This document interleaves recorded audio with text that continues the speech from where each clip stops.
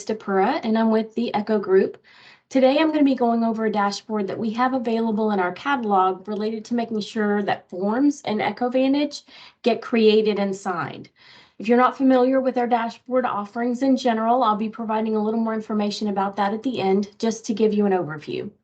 So our form compliance dashboard is focused on forms that are generated in EchoVantage and have signatures associated with those forms. As part of our dashboard offerings that are included with EchoVantage, you have a documentation dashboard that checks for form creation and signatures for progress notes associated with services that have been provided.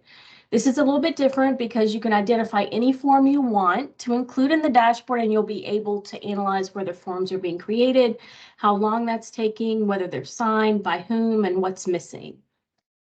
So the form compliance dashboard pulls data from these forms to help answer questions like, are forms being created and signed in a timely manner? Which forms have been created and which forms have not, and which forms have been signed, which forms have not, what's missing, which types of forms are not being created or signed. So those kinds of questions, and you'll be able to define which forms you want to include, which forms you want to check for creation versus signatures. All that stuff is available. So I'm going to jump over and look at our EchoVantage system now. I've logged in, and when I click dashboards here, I can see all the dashboards that are assigned to me based on my permissions. I'm going to go down to the form compliance dashboard. So here's the dashboard that we're talking about right now. And looking at this, it's similar in some ways to other dashboards in that structurally it's got these tabs at the bottom, and that's how really you navigate the dashboard. So the first thing I think I'll show you is this page that we've landed on, which is our critical trends page, and we can see information about form creation and signature, sort of an overview page right here. So you can see how many forms are due this month, whether they've been created or not so far, the number that have been created and a percentage, and then the number of those that have been created, that have been signed, and who they've been signed by. You also have a timeline here where you can see forms due and created, and then of those created, signatures required, and how many of them have been signed at least once. And so in these inner tabs, you're just going to dig in further. But first, I wanted to jump over to the Form Requirements tab so that you could get an idea of the kinds of customization you can do on this dashboard. So you can identify which forms you're using. You can say whether you want the dashboard to check for form creation or not.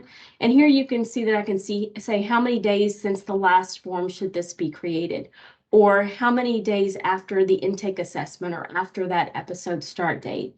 And then you can check for signatures as well.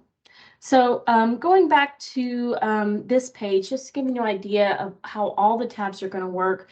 You have a time frame here at the top right, and a lot of ways to slice and dice the data here on the left. With any of the ones on this dashboard that include time, you can jump up to see a quarter view, yearly view, back down to month. You can export any of these into CSV or Excel, and you can show as table, which is nice because you get a larger graph, but also the summarized data here in the bottom left. I have added help for all of the graphs here to give you an idea of where the data comes from, and it's using the logic that I mentioned from the Form Requirements tab. You can also drill through on these. So if you wanted to right-click, drill through, and look at the data that was used to make up that visualization, you can do that. And you're going to get a EchoVantage link, which will pop you over to the EchoVantage system. So something needs to be signed or created, that's where that will come from. So here what we have is the ability to see the status of forms, created or not created, based on when they're coming due, by form creator, by form, by client. And then we can see outstanding forms. So these are just the forms that have not been created, by type, by form creator, and how overdue they are here at the bottom.